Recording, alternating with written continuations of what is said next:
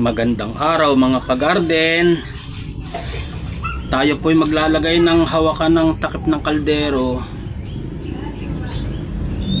para hindi kada bukas kukuha ng fat holder. Una po, ibabaluktot na ganyan. Pagkatapos ilalagay dito. Ayan, sa mga kaldero po na laging walang hawakan, tapos ipapasok po doon. Tuloy po ang ikot.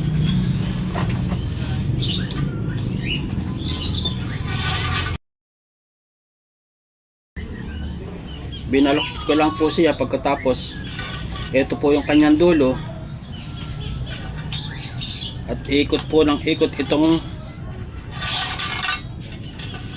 mahaba hanggang makadating po sa dulo. Ito naman pong nylon, hindi naman po yan matutunaw sa init, kundi ito lang po sa hawakan.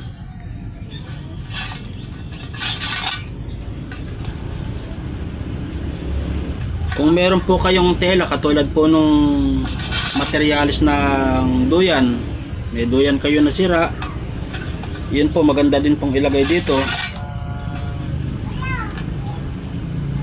Kung gusto nyo pong hindi kayo mainitan.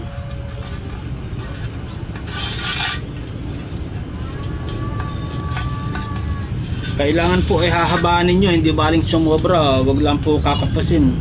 Kasi pag kinulang, mahirap na mag-adjust. Uulitin na naman po.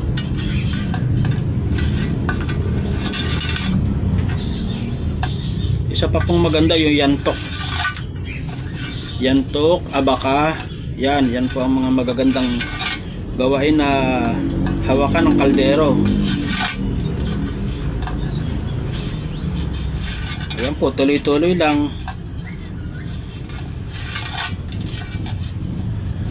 Minsan po kasi pagbubukas ng kaldero, walang fat holder, hahanapin mo pa. O kaya ang fat holder palaging nakapatong sa ibabaw.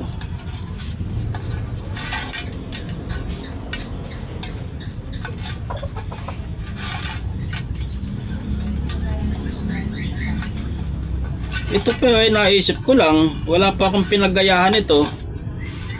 Marami ko napapanood na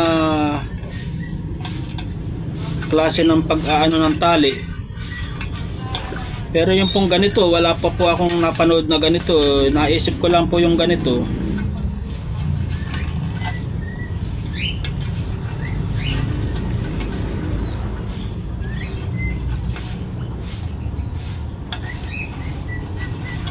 Yan, pagkatapos po, ipapasok po dito. Yan.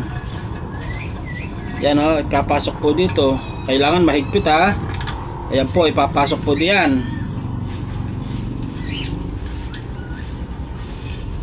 Pagkatapos po, kuhat po tayo ng plais. At ito po, hihilahin natin.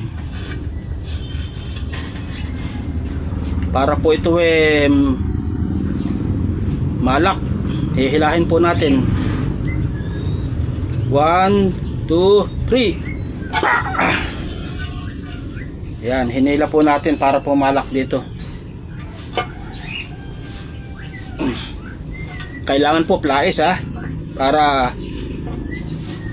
mahigpit.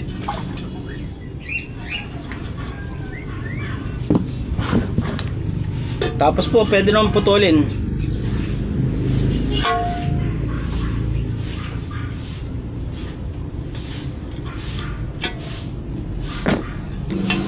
At para po malak,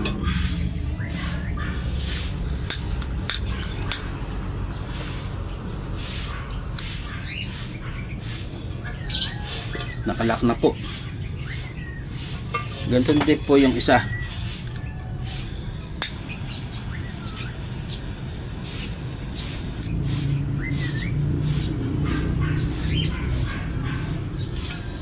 Ayan po.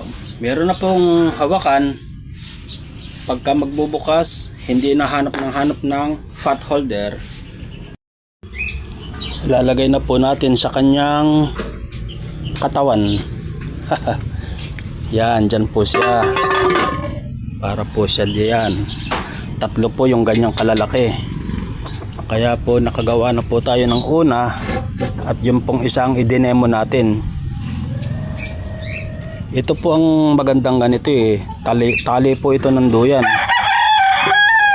3 po yung nagawa kong takip na ang ginamit ko tali ng duyan. Mas maganda po sana siya. Naubusan lang ako kaya gumamit po ako ng nylon. Number 5. Mas maganda po kung number 6 na nylon ang gagamitin. Okay po. Yan po ang DIY project ngayong araw ni Caffords. Habang tayo walang activity sa garden. Okay po. Thank you very much. Bye-bye.